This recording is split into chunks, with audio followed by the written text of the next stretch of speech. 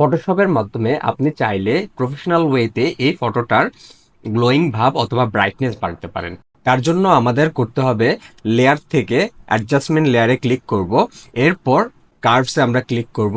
Curves অপশনে click করার পর এই কার্ভসটাকে একটু ড্র্যাগ করে বাড়িয়ে দিতে হবে।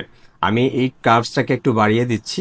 এরপর আমরা এই লেয়ারের এই জায়গায় ক্লিক করব, তারপর কন্ট্রোল আই দিয়ে ইনভার্ট করে নিব। এরপর আমাদের হোয়াইট কালারটা ফরগ্রাউন্ডে থাকবে। তারপর আমরা ব্রাশ টুলসে ক্লিক করব। এরপর আমরা ফেসের উপরে ব্রাশ করে দিব।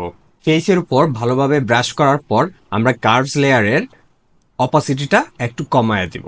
পারফেক্ট হওয়ার জন্য আমরা এটাকে ভালোভাবে কমিয়ে দেখব কতটুকু পর্যন্ত এটা ভালো দেখায়। এরপর আমরা দেখতে পাবো ছবিটার ব্রাইটনেসটা একদম পারফেক্টভাবে হয়ে গেছে। এভাবে আমরা চাইলে প্রফেশনাল ওয়েতে আমাদের ছবির ব্রাইটনেস অথবা গ্লোনেস বাড়াতে কমাতে পারি। তো আজকের জন্য এ পর্যন্ত। দেখা হচ্ছে সম্পূর্ণ নতুন কোনো ভিডিওতে। এরকম আরও ভিডিও দেখতে আমাকে ফলো করে রাখুন।